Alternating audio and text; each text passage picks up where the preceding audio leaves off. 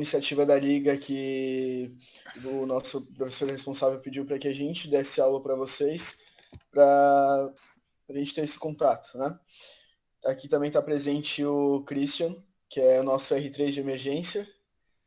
E é isso, galera. Espero que vocês aproveitem a aula. E Cristiano? Eu sou Cristiano Silvério Neiva, eu sou colega de vocês, nada demais, turma 56, terceiro ano, um dos diretores da Liga esse ano. E hoje eu venho para dar essa aula sobre avaliação da dor abdominal, certo? O objetivo dessa aula é fazer uma passagem panorâmica e geral sobre esse sintoma, que é um sintoma muito, muito comum no dia a dia do emergencista, do médico no geral, mas do emergencista em especial. E a nossa motivação, como o Douglas disse, é que o professor, o Thiago, disse para nós que seria uma boa ideia que a gente se iniciasse de nós mesmos darmos algumas aulas, certo? Então a gente já deixa aí no aviso aí para os nossos prospecto de mexer na diretoria que talvez eles também tenham que fazer isso, a gente espera que façam, certo? Dor abdominal é um sintoma muito inespecífico, então ela pode ter vários significados, desde significados assim benignos, autolimitados, por exemplo, uma digestão, uma queimação, até quadros assim muito sérios que oferecem risco real para a vida do paciente, certo?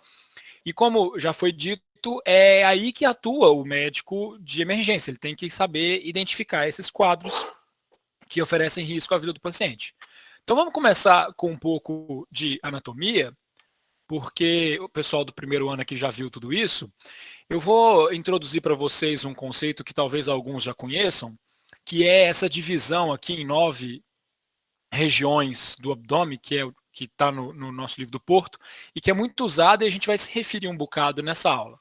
Então a gente tem aqui 1 e 3 são os hipocôndrios, 2 é o epigástrio, tá bom? 4 e 6 são os flancos, 5 é a região periumbilical. A gente tem aqui o 7, o 8 são, desculpa, o 7 e o 9, tá aparecendo aqui essa aba que está me atrapalhando, mas tudo bem. O 7 e o 9 são as regiões inguinais e o 8 é o hipogastro, certo? Aqui do lado a gente colocou essa imagem para mostrar uma certa equivalência. Ela não está em escala, como vocês estão vendo, mas um jeito bom de se guiar aqui é o seguinte, tem uma linha azul aqui que vocês estão vendo, que passa no tifoide, que está aqui, e essa linha azul aqui, que seria o diafragma, elas são mais ou menos correspondentes, então vocês têm aí uma correspondência. Eu não vou me alongar nessa correspondência, mas dá para ter uma ideia a partir dessa imagem. Então vamos lá. O exame médico tem 2 pilares fundamentais que precisam ser bem sólidos para que ele seja bem sucedido. Esses pilares são a anamnese e o exame clínico, certo? A anamnese é aquela conversa inicial com o paciente, uma entrevista no qual você tenta tirar uma quantidade bem volumosa de dados para que você já vá discriminando aí quais são as condutas e quais são os quadros que você vai investigar com mais detalhe adiante, né? É um preconceito comum de que o emergencista não tem tempo para fazer a anamnese e que por causa disso ela não tem tanta importância para ele. Mas isso é um erro muito, muito sério. Porque, na verdade, o que acontece é que o emergencista ele precisa fazer uma anamnese muito bem direcionada, muito concisa, certo? E tirar uma quantidade de dados significativa de uma quantidade de perguntas às vezes reduzida, porque, bom, realmente se tem pouco tempo, mas não por isso não se vai fazer uma boa anamnese, certo? Então, como a gente está falando de um sintoma que é dor, certo? A gente precisa investigar essa dor com um certo cuidado especial.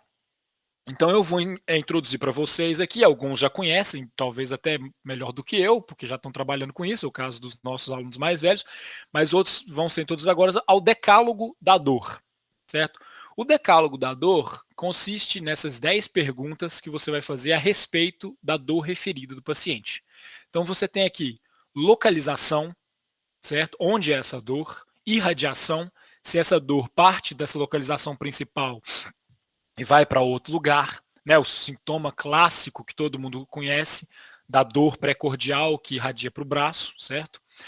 Intensidade, certo? Se o paciente está gritando de dor, ou se ele diz que a dor é incômoda, mas ele consegue levar o dia a dia dele com essa dor. A característica, normalmente essa característica aqui, ela é um pouco subjetiva, mas é preciso que se saiba, o paciente pode referir uma dor em pontada, em formigamento, em queimação. Eles usam expressões muito diversas, mas é preciso que se pergunte sobre a característica. Sinais e sintomas que se manifestam conjuntamente, por exemplo, se a dor vem com tontura, se ela vem com náusea, sudorese, certo? Traz dados importantes. Se existem outras funções, né, nas quais se repercute, por exemplo, se tem a ver com micção, com defecção, se tem a ver com alimentação, certo? Se essa dor está associada a esses processos, certo? Aí você tem fatores de piora, que, por exemplo, o paciente pode dizer que piora quando ele está em pé, piora quando ele está deitado, piora quando ele faz esforço. Fatores de alívio, certo? Se ele encontra uma posição ou uma situação na qual ele alivia essa dor. Duração, há quanto tempo ele vem sentindo essa dor e como que ela se instalou, se ela foi súbita, se ela foi aos poucos, ela ia e vinha, né? Ou se ela foi aumentando e não relaxava de forma alguma. Então, são perguntas rápidas, diretas que você faz que já vão dar muitos sinais de para onde a gente vai, certo? Como nós estamos tratando do abdômen, que é uma região do corpo que tem basicamente vísceras do trato gastrointestinal e relacionadas, né? É sempre bom você ir atrás de sintomas que estão relacionados com isso. Então, no caso, vômito, náuseas, desconforto, certo? Problemas para ir ao banheiro, diarreia, esteatorreia, que para quem não sabe é gordura nas fezes, certo? Sangue nas fezes, o que mais? Se tem constipação, são também perguntas muito importantes serem feitas quando o paciente refere dor abdominal. Outras duas perguntas importantes são hábito alimentar e hábito intestinal, certo? O que come, quantas vezes come e se vai ao banheiro, quantas vezes vai ao banheiro, e aí todas aquelas perguntas sobre fezes que eu já citei anteriormente. Passando adiante, nós temos o exame físico. Para quem aqui já está cansado de falar de exame físico, sabe que todo bom exame físico constitui de uma inspeção, uma palpação, uma percussão e a ausculta. No caso abdominal, a gente põe a ausculta antes da palpação da percussão, porque esses dois últimos processos eles podem falsear alguns sinais que você vai encontrar na ausculta. Porém, quando a gente está falando de emergência, os sinais vitais ganham uma importância assim um pouco maior. Então, pressão, pulso, frequência cardíaca, frequência respiratória, são dados que podem guiar bastante a sua conduta a partir de então, né? Então vamos lá. Como eu disse antes, vocês já ouviram várias vezes, gente, só um disclaimer, se eu estiver indo rápido demais, por favor, vocês podem falar, tá bom? Porque às vezes eu me empolgo e vou indo assim no... Tá voando, Cristiano. Continua aí, tá bom. Tá bom. Vamos lá, então. Como eu já falei antes, vocês já ouviram várias vezes, a função do médico emergencista é detectar quadros com potencial risco para a vida, certo? Então, no sintoma de dor abdominal, os quadros que costumam oferecer grandes riscos estão dentro dessa classificação do abdômen agudo. O que é um abdômen agudo? O abdômen agudo é uma síndrome que decorre justamente com dor abdominal. Essa dor pode ser difusa, pode ser localizada, ela pode ser de média intensidade ou de altíssima intensidade e pode vir associada ou não a outros sintomas. Como vocês viram, é uma definição bem genérica. Mas essa definição genérica ela é de propósito, porque ela realmente abarca vários quadros distintos, certo? Nós vamos falar sobre cada um deles aqui. É muito importante ressaltar que todos eles têm um forte potencial cirúrgico. Por causa disso, é importante que o médico emergencista seja capaz de dialogar bem com um cirurgião. Porque muitas vezes o parecer do cirurgião é indispensável para que se saiba exatamente qual conduta vai ser tomada, certo? Então vamos lá. O abdômen agudo tem 5 tipos diferentes. A gente tem o abdômen agudo inflamatório, o abdômen agudo obstrutivo, o abdômen agudo isquêmico, hemorrágico e perfurativo. Nós vamos falar brevemente aqui de cada um desses tipos, certo? Vamos começar pelo inflamatório, que é o mais comum deles. O abdômen agudo inflamatório, ele é um quadro de dor que se processo inflamatório. Esse processo inflamatório, ele pode ser tanto infeccioso quanto não infeccioso, só irritativo, certo? A gente tem vários quadros diferentes que podem ser definidos como inflamatórios, certo? Aqui nessa figura a gente tem aqui citado uns dos mais importantes, colecistite, hepatite, pancreatite, diverticulite, apendicite e casos gineco-obstetrícios, como abscesso tubo-ovariano ou gravidez ectópica, né? A gente vai falar um pouquinho mais especificamente dos mais comuns, certo? Que são a colecistite, pancreatite, verticulite e apendicite, certo? Então, vamos lá. Como é que é a anamnese, por exemplo, de uma colecistite? O paciente chega para você referindo dor no epicôndrio direito, certo? Ele normalmente vai te dar dados do tipo, essa dor vem depois de uma refeição pesada, ele diz uma refeição pesada, ou seja, uma refeição com muita gordura, um churrascão, uma macarronada, por aí vai. E ele vai te dizer que normalmente são essas refeições que desencadeiam, né, costumam desencadear esses sintomas que ele sente de dor, náusea, às vezes vômito, diarreia com esteatorreia, porque nós estamos tendo uma disfunção da vesícula, então a emulsificação das gorduras vai ficar prejudicada, certo? E essa dor, às vezes, ela pode se irradiar para o ombro direito. Certo?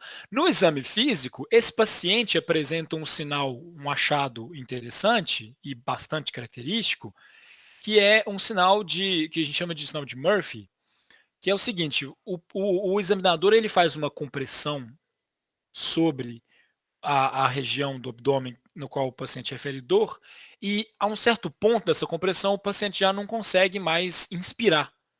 Às vezes ele pode referir dor, mas ele para a inspiração. Isso é bastante sugestivo de uma colecistite, certo? Passando adiante, a gente tem a pancreatite, que aí o paciente já vai chegar para você referindo uma dor aqui no epigástrio, certo? Essa dor no epigástrio tem uma característica bastante própria de irradiar-se para o dorso do paciente, certo? Ele vai referir para você possíveis históricos de colecistite, por exemplo, e durante o exame físico, essa região vai estar bastante dolorida, a palpação.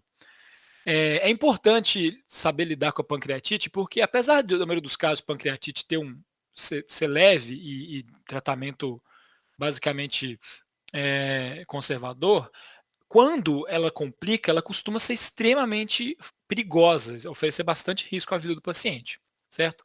Partindo agora, então, para diverticulite e apendicite, são dois casos com uma história semelhante. O paciente vem referindo dor no baixo ventre. A diverticulite vai ser na região inguinal esquerda, apendicite na região inguinal direita, certo? No exame físico, o que você vai ter é aquele famoso sinal da descompressão, se não me engano, chamado Bloomberg. Eu não sou muito bom com epônimos, então se eu errar, vocês, por favor, me corrijam. Que é aquele sinal que eu acredito que a maioria aqui já deve ter ouvido falar, ou já deve ter até presenciado, que é você faz uma compressão. Essa compressão não precisa ser necessariamente em cima do sítio da dor, mas normalmente ela é feita para sensibilizar. E quando se faz uma descompressão súbita, o paciente refere dor. Essa dor acontece por quê? Porque como é um caso inflamatório, essa inflamação ela vai lá e vai irritar os peritônios. Os peritônios é que são inervados para a dor. Então, essa onda de movimento que acontece quando o examinador tira a mão subitamente, ela causa uma irritação, ela se propaga e causa dor. Então, o paciente acaba referindo essa dor. Só que essa dor não necessariamente ela é localizada. Então, a pergunta é, bom, que outra ferramenta a gente pode lançar, então, para discriminar esses dois casos, além da localização da dor, que talvez não seja tão específica assim? Bom, a gente usa bastante a epidemiologia nessas situações. Ajuda, não quer dizer que seja a ferramenta, mas ajuda bastante. Então, a gente tem aqui um quadro feito pelo nosso amigo Wesley, né, também da Liga, que mostra uma explicação bem sucinta do que eu já falei para vocês sobre o quadro inflamatório, mas ele dá dados aqui, como vocês podem ver, sobre questões epidemiológicas. Então, você está pensando em apendicite aguda e em diverticulite aguda, você tem um fio-guia, que é a idade do paciente. Se o paciente for jovem, homem, né, de preferência, mas principalmente jovem, você pode desconfiar de um apendicite, você pode tentar ir nessa direção. Se o paciente é mais idoso, claro, não quer dizer que os idosos também não têm apendicite, mas aí você tem que investigar também casos de diverticulite, porque passam a ser mais comuns em pacientes idosos. Por outro lado, se o paciente tem um grau de obesidade ou uma história de colitise, você pode pensar em colecistite. A gente tem aqui esse 4F, que quer dizer female, fat, forty and fertile, que é mulher, obesa, aos 40 e fértil ainda, né? Que também é um grupo que oferece mais risco para colecistite aguda. Mas não quer dizer, certo, que homens não tenham, tal, normalmente está só relacionado a um quadro de obesidade. E a pancreatite, que nos casos mais agudos, ela costuma estar relacionada com colecistite. São perguntas interessantes serem feitas numa boa anamnese. Bom, aqui está o quadro inteiro, né? A gente colocou esse quadro inteiro aqui porque a gente pretende disponibilizar esse material e tudo, então vocês podem consultar ele depois, caso precisem.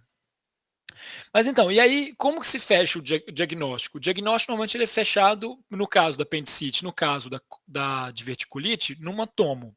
É padrão ouro. No caso da colecistite, você vai partir para uma ultrassonografia, porque a ultrassonografia, além de ser rápida, barata, ela dá uma visualização da vesícula que outros exames de imagem mais caros, às vezes, não conseguem fazer. E no caso de uma pancreatite, você pode partir para exames laboratoriais de enzimas pancreáticas, como lipase e amilase, que vão estar aumentadas. A conduta pode ser cirúrgica em casos de apendicite e colecistite, para retirada do órgão, né?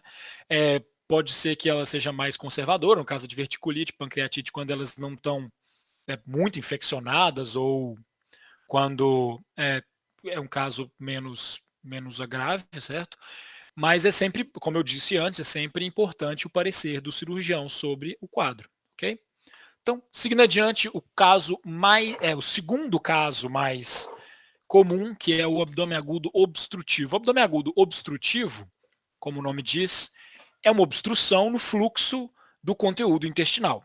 Certo? Essa obstrução pode acontecer por diversas causas, desde um objeto que ficou preso, que a gente chama na medicina de objeto impactado ali nas alças intestinais, pode ser um caso de objeto impactado que não necessariamente foi ingerido, um fecaloma, que é uma pedra de fezes ali, que com desidratação ou com constipação prolongada vai se coalescendo numa pedra quase, uma pedra de cocô, né? E prende ali. Pode ser um tumor que está crescendo para a luz da alça intestinal, do órgão. Pode ser também uma brida cirúrgica. A brida cirúrgica, para quem não sabe, não precisa ser cirúrgica, mas normalmente ela costuma vir relacionada com cirurgias, que é uma aderência entre alças intestinais muito comum no intestino delgado, dada a proximidade das alças intestinais ali. As alças sofrem uma aderência e então a peristalse fica prejudicada. Isso causa ali uma paralisia daquela região, certo? Pode ser uma paralisia por outras razões também, não está tendo peristalse ali, então ele fica parado, não necessariamente tem uma coisa ali, mas está parado. E também pode ser uma torção.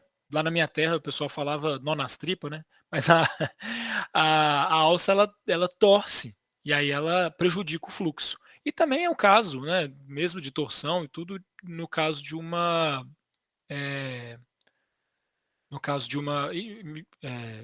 hérnia, uma hérnia de alça.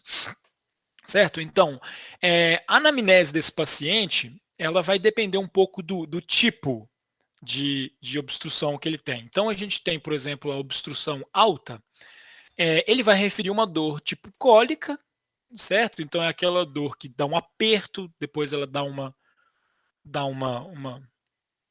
recidida, certo?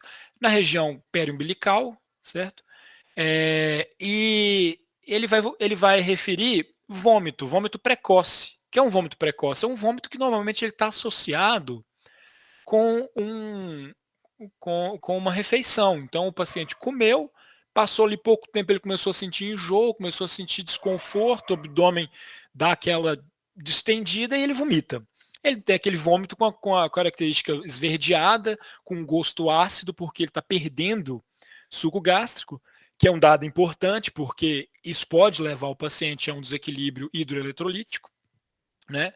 E no exame físico, um achado interessante, tanto da obstrução alta quanto da obstrução baixa, que eu vou falar logo em seguida, são esses sons metálicos à ausculta. Eu, pessoalmente, nunca tive a oportunidade de ouvir esses sons metálicos. Mais tarde, quando o Christian for conversar com vocês, talvez ele possa dar um insight sobre isso. Mas uma outra característica desses sons é que normalmente eles vão estar aumentados, a intensidade e na frequência antes da obstrução, porque o trato gastrointestinal está combatendo aquela obstrução, está tentando vencer a obstrução, e eles vão estar diminuídos ou até mesmo abolidos depois da obstrução, certo? Aqui a gente tem o quadro, como eu disse, no caso da obstrução intestinal baixa, que é o que? A náusea e o vômito, eles são tardios, então eles não parecem para o paciente, muitas vezes, estarem diretamente relacionados à alimentação. E esse vômito tem uma característica que a gente chama de fecaloide, que é o quê? É aquele vômito marrom, né, acastanhado e muito, muito fedorento. É o que está acontecendo? Ele tem uma obstrução na parte mais baixa, né, por isso a dor normalmente é no abdômen inferior, na parte mais baixa dos cólons. E então esse conteúdo colônico sofre refluxo, ele já tem uma característica mais de fezes, então ele sofre refluxo e acaba saindo pela boca.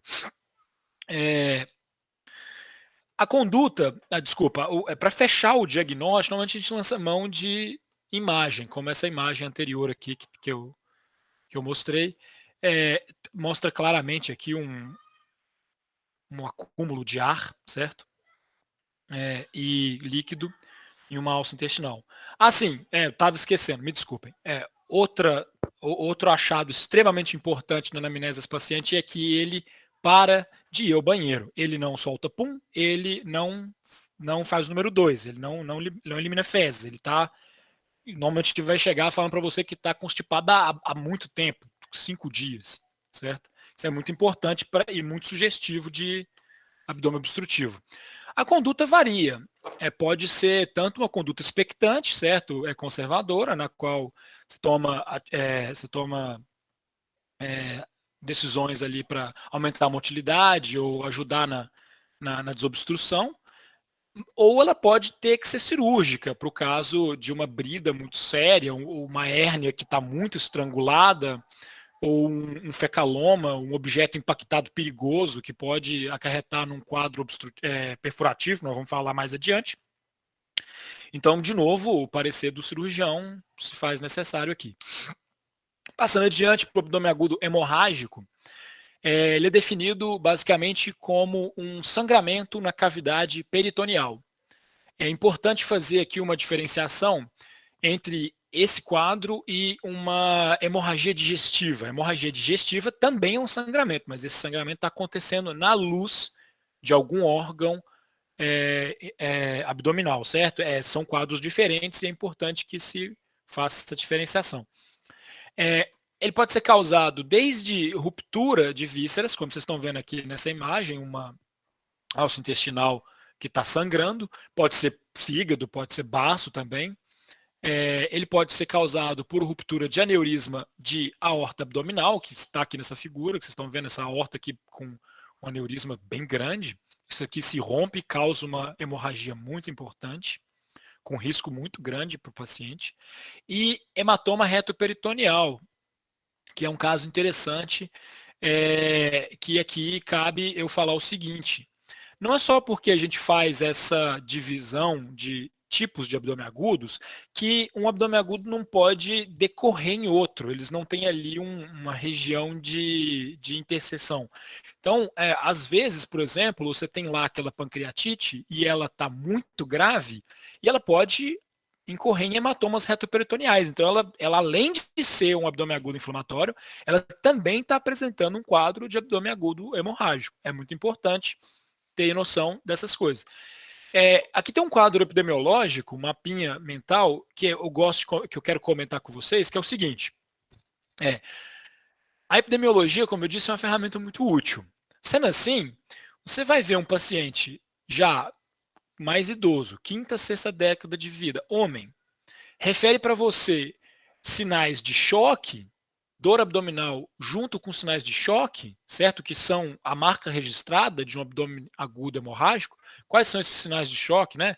Sudorese, pele fria, oligúria, o paciente não está indo ao banheiro porque ele está com volume baixo de sangue, ele está com náusea, ele está com taquicardia, certo? Ele está com o pulso fino. Você pode desconfiar rapidamente de uma ruptura do tumor, de um aneurisma abdominal ou de um tumor. E isso tem que ser conduzido com extrema rapidez, porque é muito, muito arriscado para a vida desse paciente. Outro caso, quando é mulher, quando estamos falando de mulheres, você tem que investigar também causas ginecobstetrícias. Por quê? Como eu falei lá antes no abdômen inflamatório, e aí a gente entra de novo nessa interpenetração dos casos, pode ser uma gravidez ectópica que rompeu, uma gravidez ectópica tubária, rompeu e a paciente está tendo um sangramento importante que não está ligado com vísceras que nós estamos falando aí desde o início, né? Intestino delgado, intestino grosso, estômago, está ligado com o trato geniturinário dela ali, certo? Então, muito importante lembrar desses dados para guiar a conduta, certo? No exame físico, o abdômen agudo hemorrágico tem esses sinais de choque que eu falei para vocês. Então, o que é importante ali na hora, por isso que eu falei dos sinais vitais anteriormente, checar ali a pressão do paciente vai estar muito baixa, o pulso dele vai estar filiforme, vai estar fraco, mas vai estar taquicárdico, porque o coração dele vai estar tentando compensar a hipovolemia com aumento de ritmo, certo? Ele vai estar frio, certo? Vai estar com sudorese. E tem esses sinais aqui clássicos, né, mais epônimos. Desculpa, gente, eu tenho uma dificuldade grande em decorar epônimos, então eu sempre fico meio grilado quando eu vejo epônimos, assim, sabe? Mas então, brincadeiras à parte, a gente tem o sinal de Cullen, que é esse hematoma periumbilical, e Gray Turner, que são esses hematomas que aparecem na parte posterior do flanco, pode ser bilateral ou não, e são sugestivos, igual eu falei antes, de um sangramento retoperitoneal, hematoma retoperitoneal, certo? Que nesses dois sinais são muito sugestivos de uma pancreatite aguda muito grave, certo? A gente tem os sinais de Lafon e Kerr, que são sinais que causam dor nos dois ombros, certo? Lafon, se não me engano, é ombro direito, Kerr, ombro esquerdo. Essa dor acontece porque o sangue é irritativo, então ele irrita o nervo vago que está ali presente no abdômen e pelo trajeto do nervo vago, ele reflete dor ao longo desse trajeto. E você vai ter outros achados, por exemplo, como distensão abdominal, né? Na hora de fazer a percussão você vai ter ali uma maciez que não é comum do abdômen por causa do conteúdo hemorrágico. Fechando o diagnóstico, você normalmente vai lançar mão de um ultrassom. Esse ultrassom vai mostrar ali o conteúdo hemorrágico, vai dar uma ideia da localização, da extensão, e nesses casos é caso cirúrgico. O cirurgião tem que intervir para poder salvar a vida desse paciente. Bom, passando adiante, então, abdômen agudo isquêmico. Vou usar aqui as palavras que o Christian usa, né, que é dos intestinos. Ou seja, a mesma coisa que a gente aprendeu lá com o coração está acontecendo com os intestinos. O aporte sanguíneo muito baixo está causando hipóxia e pode acarretar numa necrose desses intestinos, certo? As causas vão desde obstrução direta de artérias, das artérias mesentéricas, que pode ser por tromboembolismo, pode ser por trombose, mas também pode ser o caso de varizes, né, de veias mesentéricas, que por estar com a luz muito aumentada, elas acabam causando um represamento ali do aporte sanguíneo e dificultando o fluxo, certo? Dois achados muito, muito importantes aqui na anamnese que vale a pena investigar, esse paciente ele tem um quadro bem semelhante ao paciente que chega com infarto do coração, certo? Ou seja, ele é um cara dislipidêmico, é um cara com histórico de pressão alta, é um cara que pode ser que ele seja diabético, certo? Então, todos aqueles fatores de risco para infarto agudo do miocárdio também entram como fatores de risco aqui. Por que esses dados são importantes? Porque o exame físico desse paciente ele é complicado, porque ele não tem achados. Ele não tem achados característicos igual os que eu já falei anteriormente. O paciente não refere uma dor num lugar específica ou tem uma ausculta. Não, ele só refere uma dor absurda. E é aí que entra a questão. Se você tem esses dados epidemiológicos, o paciente vem, refere uma dor muito grande, mas ela é totalmente discrepante, como está escrito aqui, com o exame físico, então você vai desconfiar de isquêmico e vai investigar. Por quê? Porque assim como o hemorrágico, eu falei anterior, isso aqui oferece risco muito grande à vida do paciente. Certo?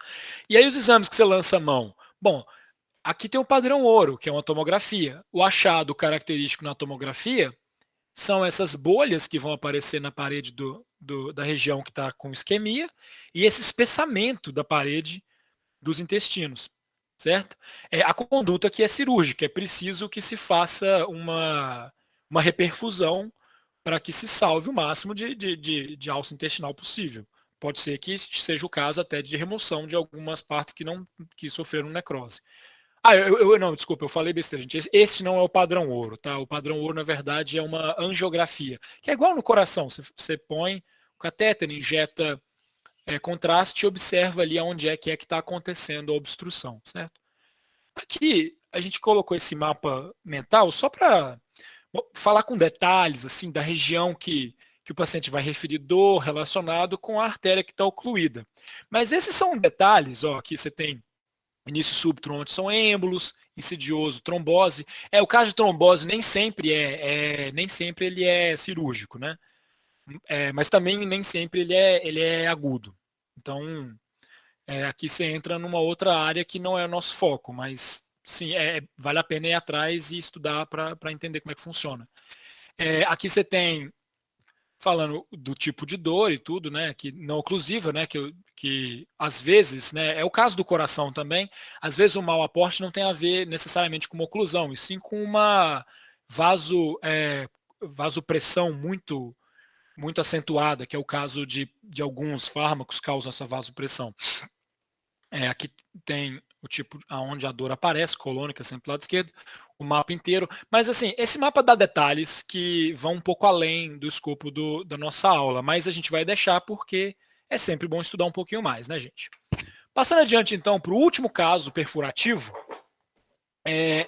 como o nome diz, trata de uma situação na qual as vísceras ocas sofreram uma perfuração. Então, você vai ter ali extravasamento de conteúdo, certo? Sendo, no caso do estômago, conteúdo gástrico, que é suco gástrico e conteúdo digestivo ali. E no caso das alças intestinais, às vezes o conteúdo de fezes mesmo, ou seja, por causa disso, esses dois quadros são muito perigosos, porque podem incorrer na sepsemia.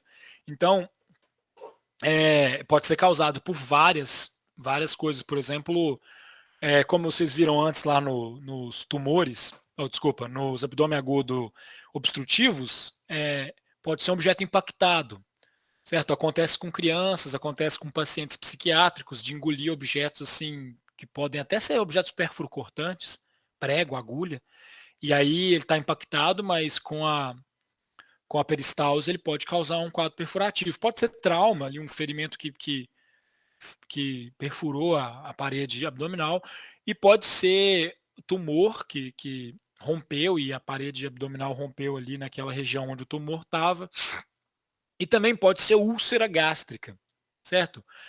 Os achados da anamnese são sugestivos de infecção às vezes. Às vezes esse paciente vem com uma febre.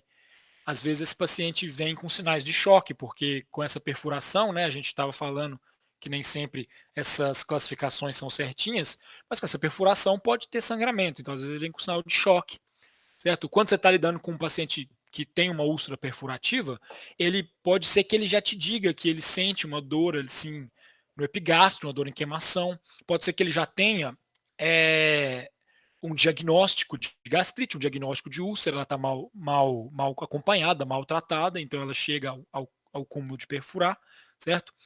E os achados clínicos, normalmente o abdômen do paciente é muito doloroso à palpação,